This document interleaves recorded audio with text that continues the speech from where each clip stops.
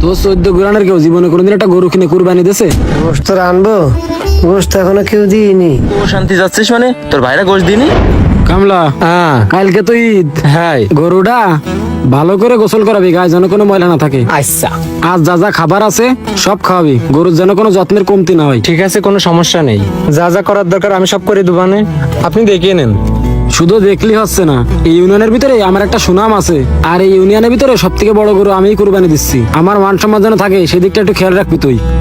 ভাই, এই এই ইউনিয়নের ভিতরে সব থেকে ভালো রাখাল হচ্ছে আমি, এটা আপনি খুব ভালো করেই জানেন।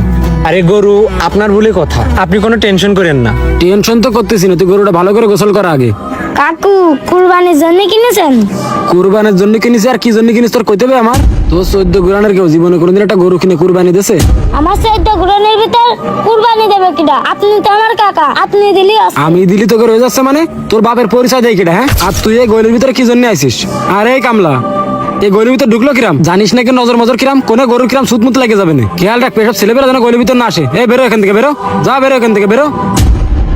মুরদ নে একটা কুরবানি দিয়ার খালি 2 বিটার গুণ আছে, সব জায়গায় বড় বড় বাতেলা দিয়া। ওই যে শুনেছে আমি একটা কুরবানি দিচ্ছি, এখানে চলে আসে আমার গরুর ক্ষতি করার জন্য। এই গরুর আগে গোসল করা। আর ওই ফকিরনি জাতের একটা যদি গরুর ভিতরে আসে, তাহলে তোর কিন্তু খবর আছে, কই দিলাম আগের থেকেই। না ভাই, আমি মনে করলাম আপনার পরিচিত, কথা করছেন। আচ্ছা আমি গোসল করাই দিচ্ছি, চিন্তা করেন না আপনি। আমি থাকতে কোনো চিন্তা নেই আপনার। একটা কাজ এর দ্বারা হয় না, খালি টাকার নামে টাকা নিতেই থাকতে। খা খা, রাগ করতেছিস কেন? আমি তো তোর দেখাশোনাই করবো এখন থেকে। যাই মোটরের পাইপটা নিয়ে আসি।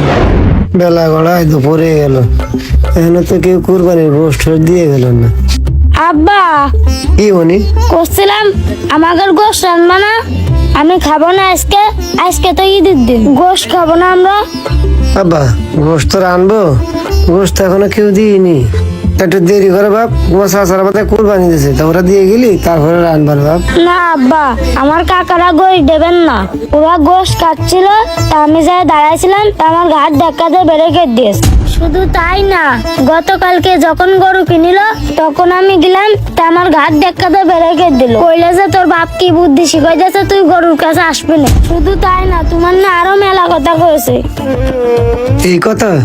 আচ্ছা আব্বা, তুমি কোনো চিন্তা করো না, তুমি এখন খেলা করো গে, আমি বাজারে যাচ্ছি, আমি গোসের ব্যবস্থা করে নিয়ে আসবো। আমি আচ্ছা ঠিক আছে আব্বা। যাও, তুমি খেলা করবে। আজ আমার নিজের ভাই হয়ে তোমার এইটুকুনি মাসুম বাচ্চার সাথে এই ধরনের ব্যবহার করতে পারলো। আচ্ছা যাই, দেখি আমি আমার ব্যবস্থা করি।